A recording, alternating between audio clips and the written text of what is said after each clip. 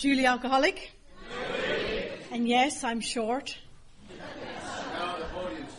Yeah, thank you.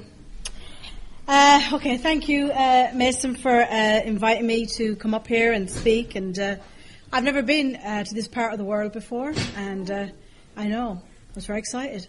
And it's really pretty, it's lovely. And I want to thank Steve, I think, for picking me up from the airport.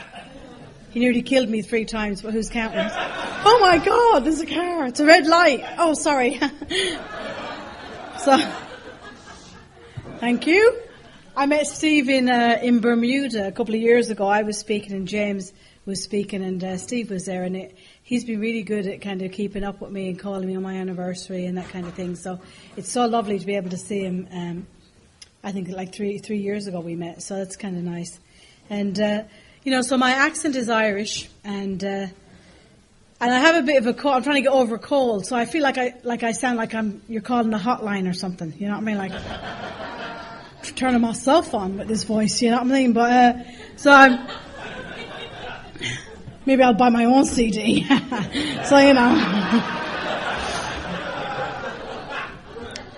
just entertaining myself up here.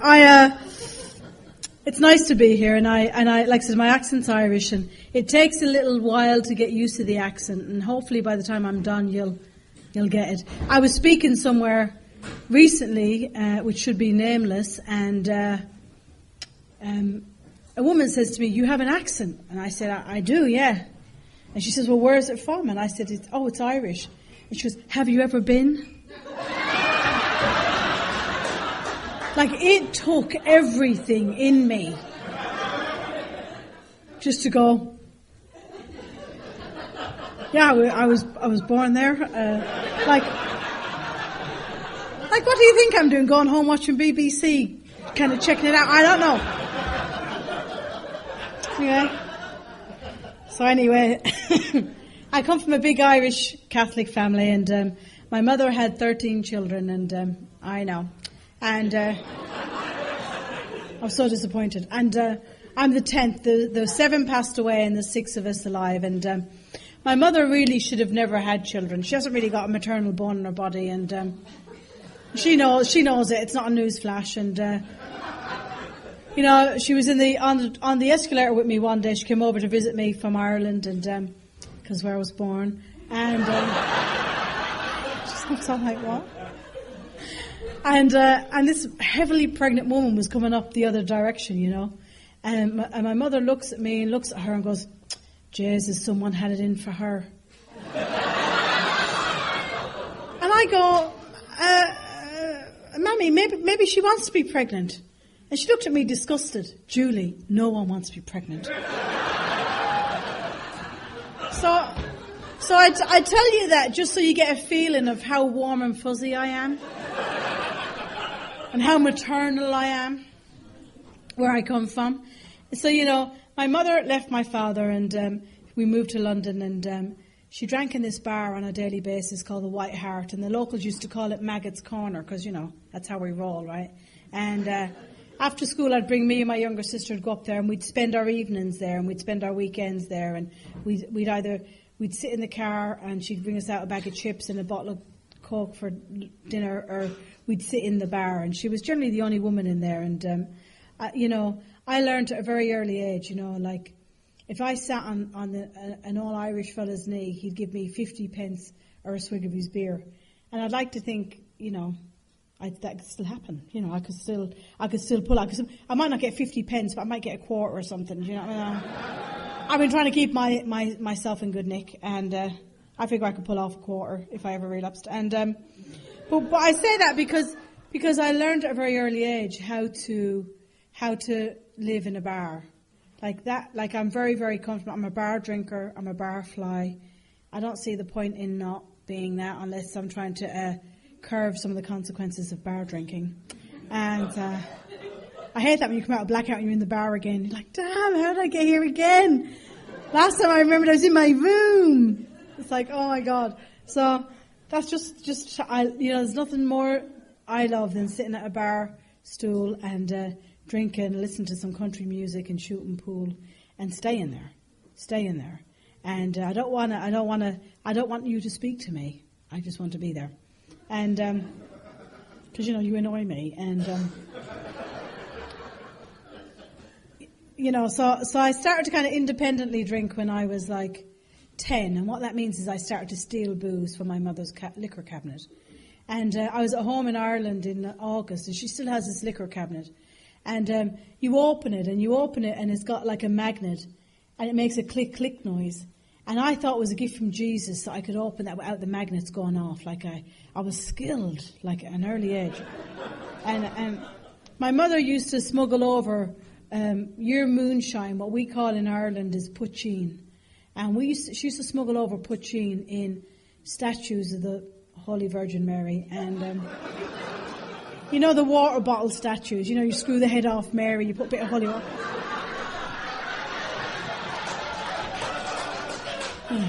You drink it when you're feeling a little queer, and I drank a lot of it, and she'd empty out all the holy water and she'd put in the poitín, because it's clear like the moonshine, and she'd put Mary's head back on, and we'd go through customs, going from Ireland to London, and she looked like just an Irish religious woman with all these children and these statues of Mary in the back, and it's hilarious. I think about it back, crazy, and so I'd open that cabinet and I'd look for the crown, on Mary's head, and I'd find it, and I'd take Mary down, I'd screw the head off Mary, I'd have a swig, whatever. I'd have a swig of this poitín, and you actually can't breathe when you drink it.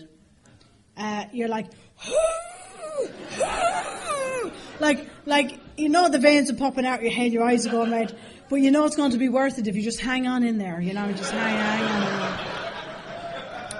I'd put Mary's head back on and put her in the cupboard, and I'd be delighted with myself for about 20 minutes.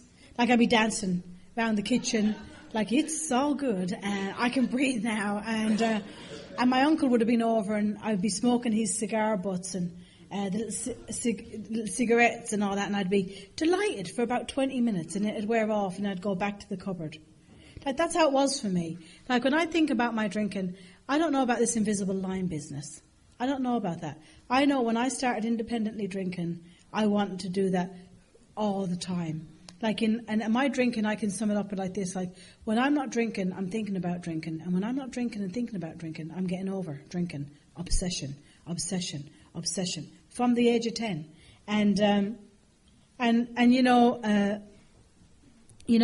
For me, I was very intense as a child. There was lots of stuff going on in my family home that should never go on. And I was really, really intense and concerned a lot. And when I drank, I suddenly didn't care about you, your sad little life and your sad little opinion. And I suddenly became arrogant, which I loved. I loved that kind of arrogance, and that indifference. My first step forward was super small, and I realized afterwards, because I was just so indifferent, I didn't care about you. I pretended I cared about you, but as soon as you left, you were gone out of my mind, and so it was small. I didn't really care for people, and I started to kind of, and I always share this, and you don't have to identify if you're new, but I like to share. It's amazing how many people identify. But as soon as I started drinking, I used to start cutting myself, tapes and razor blades and anything to get my hands on, and it was all a big secret. And so I did that all the way through my drinking, and I would hide it all the time. And so I share that with you because partly it kept me sober for a long time, and secondly, for me it was I was really unwell from the gate, And when I look back at that, I'm like, yeah, that's not social drinking. And I'd go to school, and there was a little corner store at school, and I'd go over at lunchtime on my lunch break, and when I was like 13, 14, 15, they'd have, I'd buy 4 cans of wine. Cans of wine. Like, I don't think I'd ever even really seen a grape, you know what I'm saying? But I'd buy these 4 cans of wine, I'd bring them back to the toilets at school, because that's how I roll. I'd drink them, I'd crack open those, and I'd get them down before, and I'm not a sharer. So I was doing plenty of that at home. I'm not sharing my own booze. And so I'd lock myself in the cubicle alone, and I'd drink these 4, and I'd go back to class. Now, I'm cursed being Irish, because as soon as I have a drink, I go red from here, like all the way up. And my eyes are like backup lights or something, like beep, beep.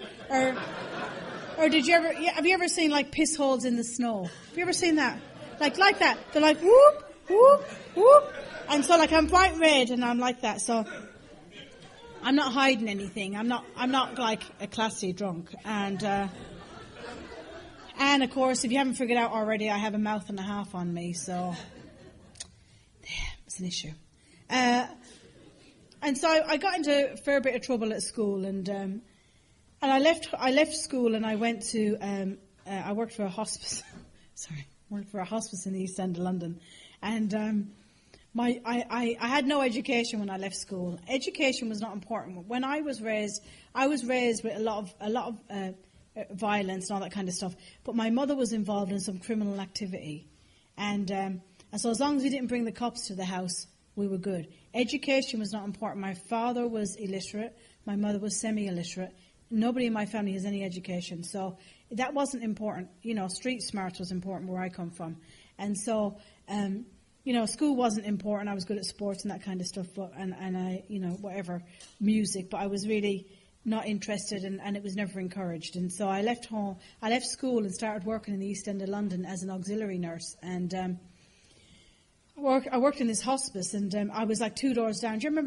Anybody ever remember that Dolly Parton song? 2 doors down, they're laughing and drinking and having a party, and 2 doors down, they're not aware that I'm around. And I'd be like, that'd be me, because I was 2 doors down from the ward, and I'd be drinking, thinking that nobody's aware that I'm here and I'm on my own. And I asked them if they would put me on the floor. It was ran by the Irish Sisters of Charity, this place, and I'd asked if they'd put me on the floor with all the other sisters, because I was going to enter religious life. Yes.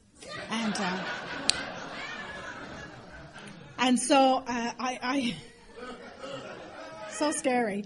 And so they said, of course. And I was only there 2 days, and I'm listening to Guns N' Roses, and I'm drinking a bottle of whiskey and cut myself. And I'm drinking, Guns N' Roses, turn around, bitch, I got use for you. Besides, you ain't got nothing better to do, and I'm bored, and I'm crazy. And Sister Anna tap on the door, Julie, love, are you okay? And I'm like crazy. I'm on my own in there, and I was so crazy there. I stayed there 3.5 years, and oh my God, it's so crazy. So crazy. And I was, when I first started there, I would drink with the other girls, and then they're all Irish girls, And then a couple of months into it, and now I see it was alcoholism isolating me, because now I'm thinking, I'm entertaining these women all day. I'm not drinking with them as well, right? So I'd find out where they were going, and I'd go somewhere different. And also I didn't like that they put their makeup on and they want to go, I just want to go to my local. I just want to go across the street, because that's what I want. I want to go across the street. I want to get locked in after hours, where we clean up some ashtrays and we play the jukebox low and we drink until 3 or 4 o'clock in the morning. That's what I'm at. I'm not at like normal women my age be going out dancing and makeup and all that kind of stuff. Women my age kind of annoyed me. They're so irritating. And my drinking really took off in a powerful way, And I was in this little room, it was a 6x3, and I had a big wardrobe and a huge padlock on it. And on the top was like my booze, my whiskey and all that kind of stuff, my razor blades, and then my clothes thrown in the bottom. And that's how I lived. And my bin was immaculate. My trash can, I have to talk American. My trash can was immaculate. I'd never use it, and I was really everything looked good apart from that cupboard. When you open that cupboard, it was complete mess. And Sister Van used to be next door, and at night we had this thing where we'd put our bins out at the door at night, and the domestic staff would clean in the morning, so we'd put our trash cans out, and I'd finish all my empties and I'd put them in Anne's bin, Sister Anne's bin. And in the morning, I'd hear the domestic staff, I don't know why they're all from Cork, but I'd hear them saying to each other, Jesus, girl, did you see Sister Anne's bin? I think she's a bit of an alky. And I'm like I just thought it was hilarious. You could eat out of my bin, you know what I mean? But I told that woman, her reputation, everyone was like, I just thought it was funny. I thought it was funny. And, isn't it? And I woke up one morning, I just bought this bright, glow-in-the-dark job, cherry tracksuit. I mean, I'm talking glow-in-the-dark. You could turn off the lights now and find me if I had that thing on me, right? So I wake up one morning, it's a Puma cherry tracksuit. I think I bought it in blackout, and that was all I ever used to wear. And I had my hair shaved on a number one because I was getting really fearful about where I was drinking. I was drinking in the East End of London, and I thought if I had my hair shaved on a number one and this cherry tracksuit, nobody would know I was female. And I could, butch it up a little. And now you can't really tell from where you're sitting, but, I'm kind of womanly. And in fact, I kind of got a set of twins under my top here, and it's a problem.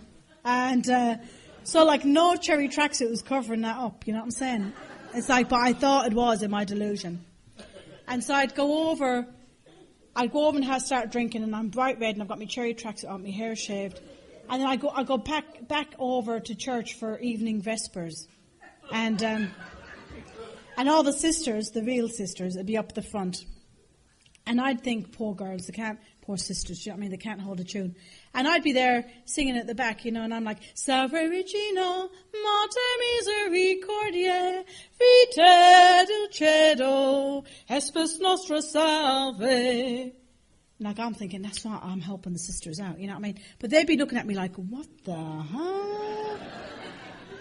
We're just such a joke drinking, and we just think we're all out in a bag of chips, and I was horrified, that kind of thing. And when I look back, I'm like, oh my God, really? So my drinking took on this idea that I tried to control and enjoy my drinking, and what a torture that is. I mean, what torture that is. That doesn't work for me. And I don't want to, frankly, try and control my drinking. I'm not having a good time when I like to get drunk to the point where I can't feel my legs. And some kind gentleman's helping me off the bar stool. I'm like, oh, where are we going? You know what I mean? The big book talks about, being, insane, more or less insanely drunk. That's how I like to drink. It's how I've always liked to drink. I don't understand the idea of not drinking like that. And I'd promised myself I'm only going to have 6 drinks tonight, and I'd get to the bar, and I'd start drinking. I wouldn't even taste the first one. It's gone straight down. And then the second one, I'm getting settled in. The jukebox is starting to play. And now I'm already crying into me drink because I know I've only got 4 left. And I haven't even finished the second one yet. And now I'm sizing up the room because I'm good at that, thinking, who can I get some booze off? And it's generally men who are older than my father, but I know, thank God for blackout is what I say. So, my drinking was crazy, and I was getting into a lot of trouble. I was going back to the nurses' quarters, and I was screaming and shouting, and I was cutting myself so badly I couldn't stop the bleeding, and I was using my chair as a toilet, and I was really in a bad way, and regularly, that was I don't know if it was 7 nights a week, but it was pretty damn close, and people were strapping me down. I was becoming so violent, and very violent in booze, and I'm 20 years of age, and I had this moment. I went to Australia. I saw this advert for Castlemaine Forex, and I thought that looks like a good place to go. And Castlemaine Forex looks good. And I go to Australia. And I land in Australia, and I go to the Great Barrier Reef, one of the 7 wonders of the world. And I'm 20 years of age, and I'm on this glass-bottom boat in one of the 7 wonders of the world, and there's girls my age, and they're in bikinis, right? And they're like, "Ooh, let's go snorkeling!" Huh? Right? You know how they do, and I'm thinking, look at those silly cows. Look at them. I've got to take their inventory, right? So I'm sitting there with a long-armed sweater on because I've been drinking, and so when I drink, I cut myself. So I'm covering my arms up, and I've got a can of Foster's in my hand. And the truth is that I'm too embarrassed about my body to put a swimsuit on, let alone a bikini. I'm awkward. Now, I look back at when I was 20 years of age, and I was banging. You know what I'm saying? But when I'm 20, I'm like, oh my God, I'm so fat. Right? So I've got my big sweater on, and I'm drinking a can of Foster's, and And I'm watching how the sun is hitting the kangaroo on the can of Foster's. And I'm taking pictures, and it's such a beautiful thing. Oh, my God. Like, that blue is so special, that blue on that can of Foster's. And the silver kangaroo and the little silver stars. Oh, my God, it's like a lover. Like, I remember every sublime detail of that can and how the sun hits off it. Now, I'm on a 7 Wonders of the World. I have lots of pictures of that can of Foster's, and I have not one picture of the Great Barrier Reef. Like, obsession. So I come back from that trip, and I try to control and enjoy my drinking, and I try to think about, okay, I'm going to swim 100 laps every day. I'm a swimmer. I've always been a swimmer. Still am a swimmer. I swim a couple of miles a week. Quietens my head. It keeps my head very quiet. I like it. It's just quiet. Because I'm not a joiner. So I like to swim alone where it's quiet. And I do that about 4 times a week. And so I'm swimming 100 laps in 80 minutes. And then I'm going double whiskey back to work. And people will say, because I'm lit up, they're saying to me, have you been drinking? And I'd say, well, can you swim 100 laps in 80 minutes? They're like, what? And I go, I didn't think so. Well, you can't get back to me. Like the arrogance, like that was like my plan. Like that was how I was going to defend my drinking. And I had this moment of clarity when I was 21. I just turned 21, and somebody had upset me, and frankly, it's not difficult. Like 0 to 60 in a heartbeat. Boom! Like it's been really hard sober. And because people just, they're just irritating. And I've had to work really hard on it. Some of my major defects of character. And I have this moment of clarity. I come out, and I'm in my room. Somebody had upset me. I get my bottle of whiskey down. I'm drinking my whiskey, and I'm looking out the window. And I'm singing Patsy Cline, Today I sat alone at a window, because I was at a window. I don't want to play house. No, I don't want to play house. Like, I'm alone. There's nobody there, and this is what I'm at. And so I walk over to the mirror, to the sink, and I cut myself really badly. Boom, and I'm suddenly struck sober. Suddenly I catch eyes with myself, and I'm struck sober, and I drank a bottle of whiskey. And I remember saying to myself at that time, what am I going to do? I can't live with booze, and I can't live without it. And I picked up the drink. I started drinking for another 3.5 years. I got sober when I was 24 and a half. And I ended up working in a retreat centre with the Ursuline sisters. And they'd done this room up lovely for me, and it was all going to be different. I was going to get sober. I wasn't going to hurt myself anymore. And I was going to get spiritually fit, and then I was going to enter religious life, because I really felt that's what I wanted to do. 2 days, I'm there 2 days. I'm drunk, and I smash up my room so badly, and I cut myself, and I'm throwing up so badly that they have to call the emergency doctor out. And I drank like that for 9 months.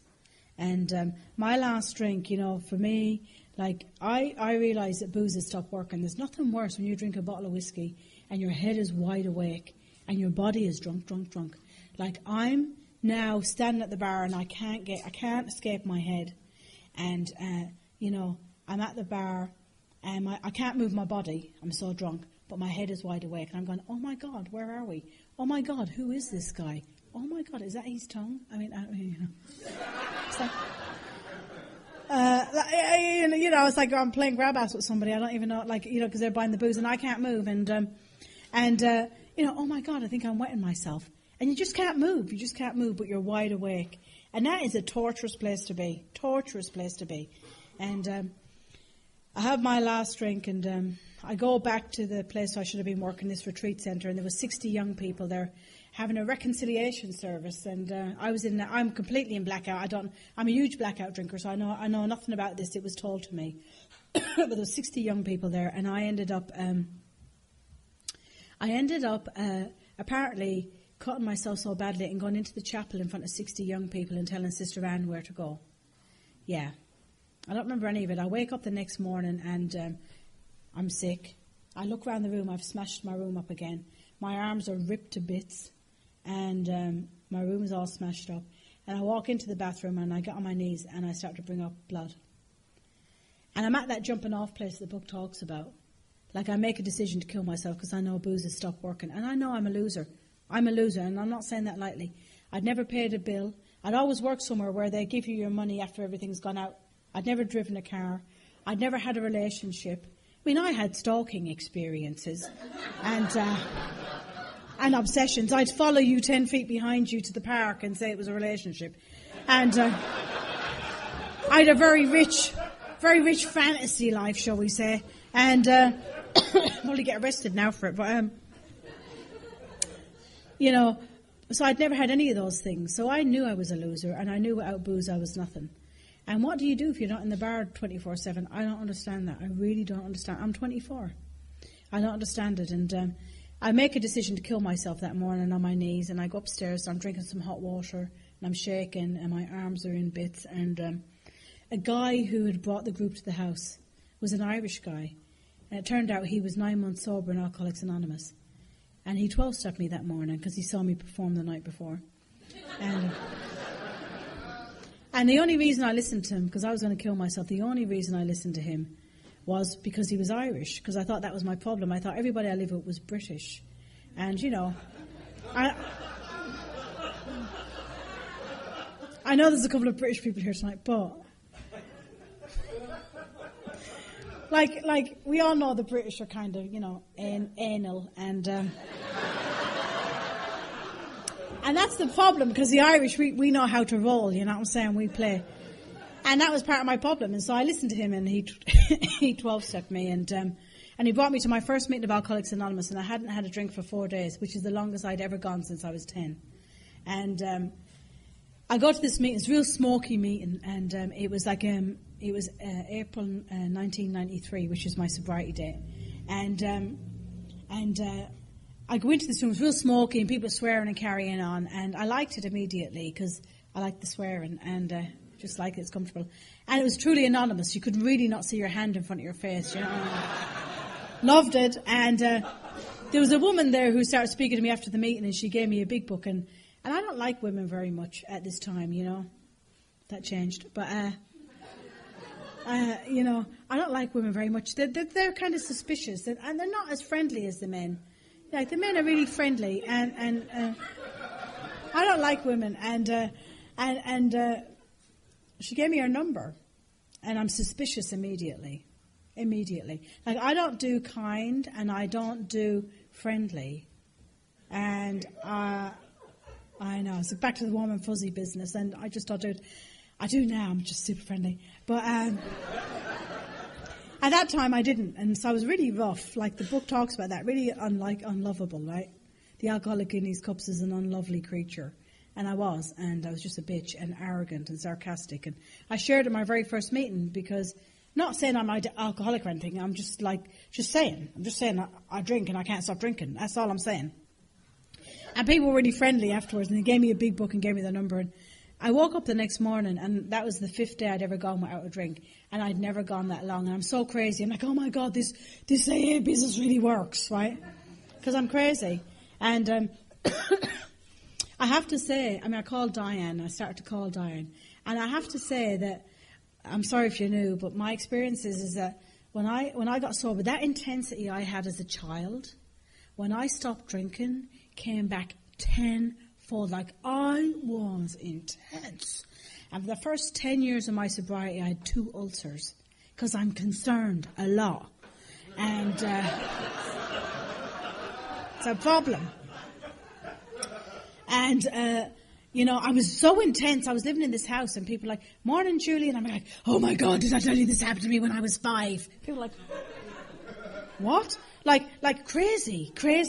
And I walked everywhere. I was either really, really angry or really, really depressed. Like, I had nothing in between. And I walked everywhere. I used to walk to this Wednesday night meeting. It was 2.5 hours. I live in California now, and I have sponsees, one of them was here tonight, who I'm like, you need to walk to the meeting. Oh, it's half an hour walk. I don't care. Like, you live in California, for Christ's sake. Walk and I'll meet you there. And she actually gave me a CD one year, that song Nobody Walks in LA. Like, who knew? Like, who knew? I didn't know that. I'm always learning. And I used to walk 2.5 hours through a forest, I might add, to this meeting. And I was so angry in my cherry tracksuit. So angry. And people would toot the horn and I'd be like, because I'm like, they want a piece of this, you know what I'm saying? Like, I'm like, nobody, I look back, I go, trust me, honey, nobody wanted a piece of that, you know what I'm saying? But at the time I thought they wanted a piece of that. And I'd get to the meeting and people would say, Irish guys would go, Jesus, Julie, I saw you down the road and I tooted my horn, you gave me the bird, and I thought, feck her, let her walk. And it was my first experience of having to be accountable. Because if you offended me, or if you looked at me the wrong way, I'd tell you your character, as we say in Ireland. I'd tell you what I thought of you. And then you'd try to speak and I'd go, shh, don't speak, you'll spoil it. And I'd walk off. So I'd never listen to you. Like, I've said what I need to say, you can be quiet now. And I'd wander off. And so it was my first experience of being accountable. Like, I was horrified because my ego started to come back and they were like, Jez, you're good. I'm like, oh my God. Like, it was my first experience of not automatically just doing what I felt like. You know what I mean? Like, it was like my first practice. So I'd walk to that meeting, cars would be tooting, and I'd be like, oh.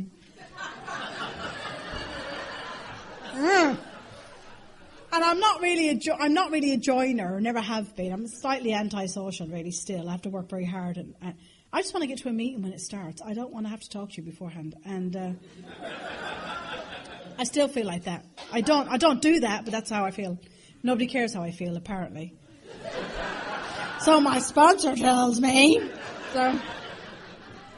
So I was raised in a home, there was no discipline. Like, there was a lot of violence, but no discipline. We just did whatever we felt like doing. And so when I got sober, people would say, well, could you help me put away the chairs? And I'd be like, I'll put my chair away.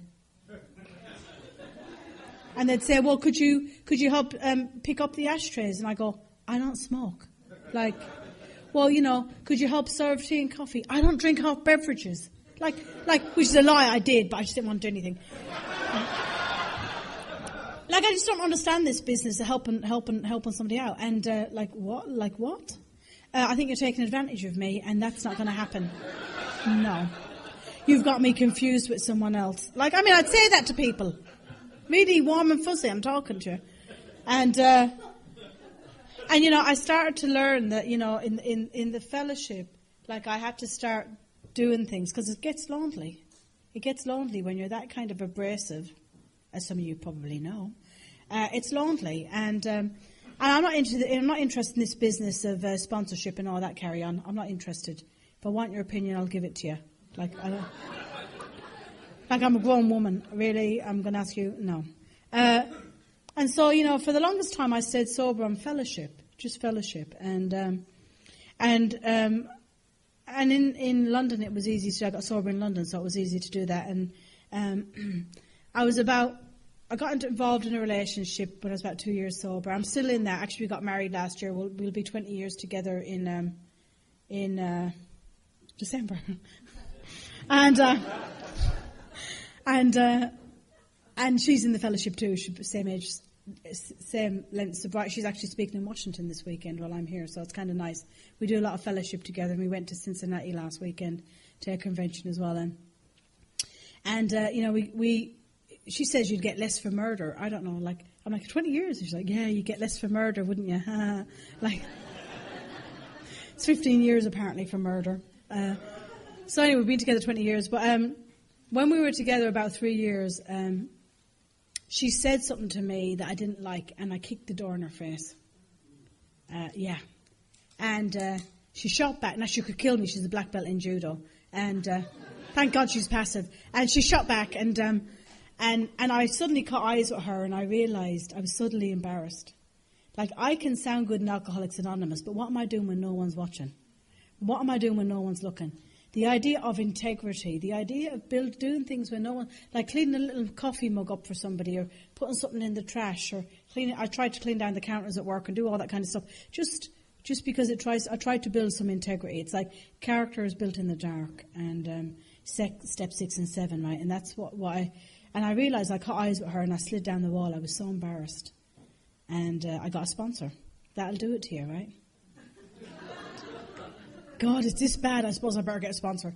And I got sober, and I couldn't really read or write. And I couldn't really read or write, and a friend of mine who was a nun helped me with my ABCs, and she showed me how to use a dictionary, and she showed me how to read a newspaper, and I started to kind of be able to read in AA. And I was about 3 years sober, I started to read the big book. And I'll never forget it. I remember reading, in the big book where it says, half measures availed us nothing. I thought for 3 years when people read that they were saying half measures of ale did nothing. And so, like, I'd be in meetings going, yeah, Julie, alcoholic. No, half measure of ale never did me any good. Like, what the hell? Like, you moron. When I read that, I was horrified. I started to get a sponsor to do some step work. And, I want to say that that woman, Diane, who gave me her number, they always say, be careful how you treat the newcomer because they could be your sponsor one day. And Diane, I wouldn't have stayed sober if it wasn't for Diane. And my 25th birthday was in September, and I was like 5 months sober. And she bought me a bottle of perfume, and I was embarrassed. Like, I don't do kind, and at that time, and she bought me a bottle of perfume. And I don't want to open it in front of her. I'm awkward and uncomfortable, and she gives me a hug, which just is creepy to me. And I go to my room and I check out what it was. It was a bottle of perfume, and I was not exactly girly. This is very girly now. But I even got mascara on tonight, and it's a lot. And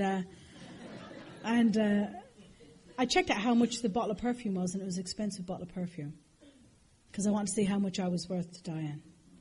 And I wore that brand for a long, long time. And about 5 years sober, Diane relapsed, and she asked me to sponsor her, and I did. And I don't know what's happened to Diane since.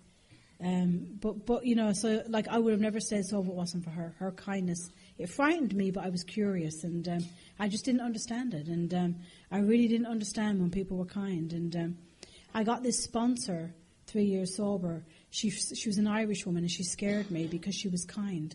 And I realised that's the problem, Judy. You can't be kind. Like, people would call and want to speak to my partner. Hi, is Hilda there? I'm like, oh, because she's kind. Like, at that time I don't do kind. I'm really rough. This is my 100%, and I expect you to give me 100%. And if it doesn't look like my 100%, I'm going to let you know about it. That's how I was. So rough for everybody and so rough with myself. And this woman was really kind. She'd meet me, she'd give me a hug, and I'd be like, oh my God, she's touching me. And she helped me, and she was kind to me, and I didn't understand it, but I knew I needed to soften a little bit. And I went through the steps, and I have to say, like, step 4 was so hard for me. Like, I was always the pursued and never the pursuer. I was always the victim. Like, I was only defending myself. And trust me, I mean, there was a lot I could complain about. I mean, there was a lot of stuff that happened in my life that should have never happened that I really was powerless over. And I was stuck in that. But the fourth column of the step 4 really helped me. And I looked at that. It was very painful. And I got to a point where, I really blamed my mother for everything. She was still drinking and carrying on, and blamed her for everything. And it so happens I went back to school at the same time.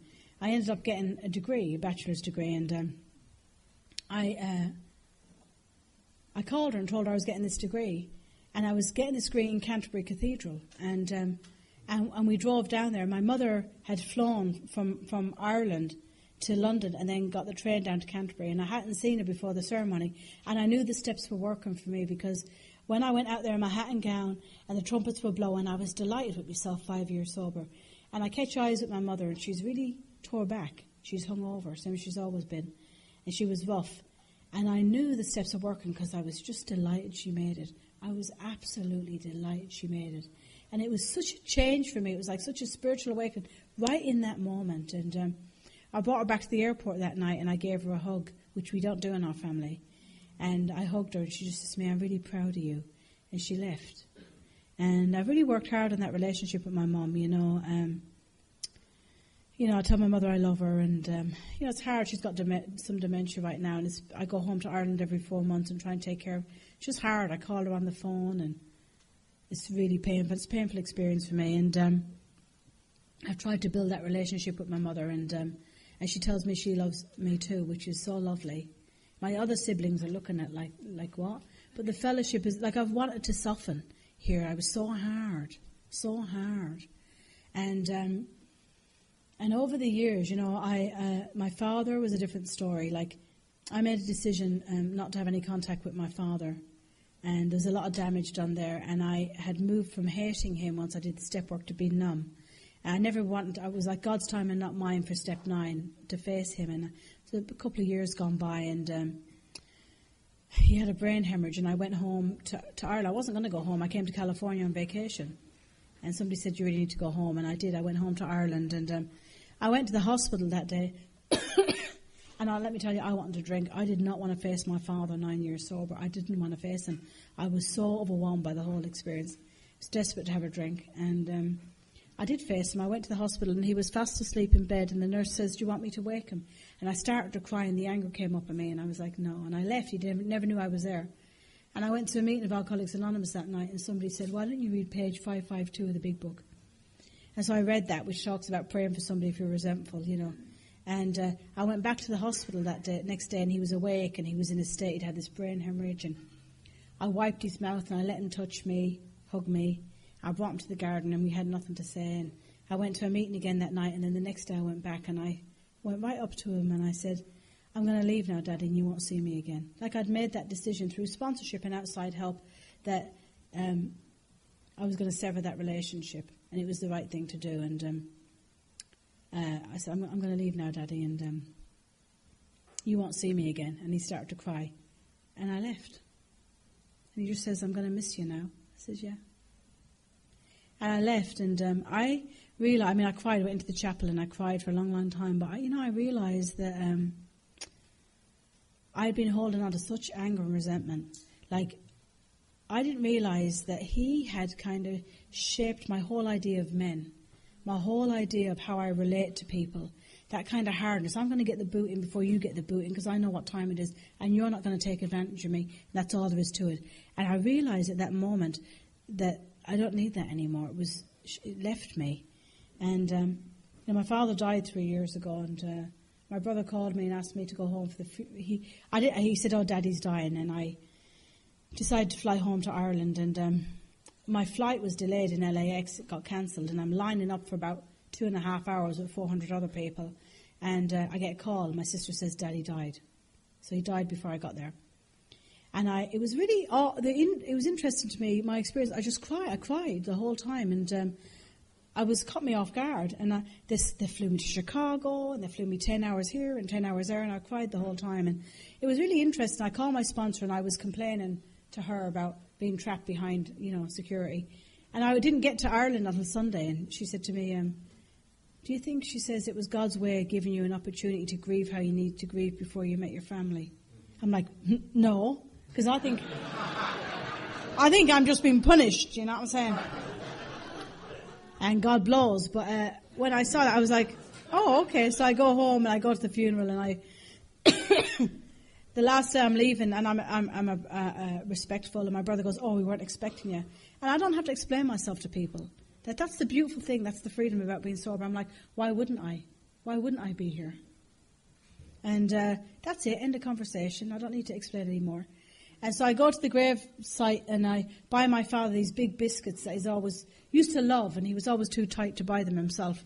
And I walk into the cemetery, and I hear my father, and I don't care if it sounds weird. I don't care. I'll never see you guys again. But I walk into the cemetery, and I hear my father saying, oh, Jesus, you bought me favourite.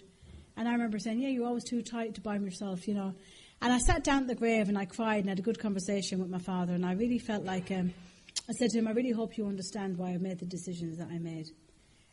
I'd like to think that when people pass away, they get to see the whole picture, not just the piece that you did to me. And it was a very healing experience for me, and I came back, and I felt very free, and I wouldn't have changed anything about that experience, that relationship, and how I handled it, I should say, in sobriety.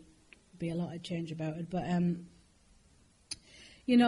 for me, I went back to school. I was in Los Angeles. I went back to school, and I got a master's, and I worked during the day, and I got a master's degree, and then when I met Steve, I was doing a doctorate, and I just graduated with a doctorate in May.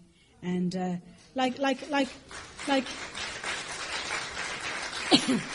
it's so weird. I go to my boss, do I need to say Dr. Julie when I call? And she's like, yeah, well, you are, aren't you? And I go, oh, okay, like it's odd to me. But it's like, here's the thing, like on my own, I can't get off a bar stool. I can't find the restroom. I can't do any of that stuff. I didn't realise when I got sober that I was ambitious and I was driven. And I'm not smart by any means.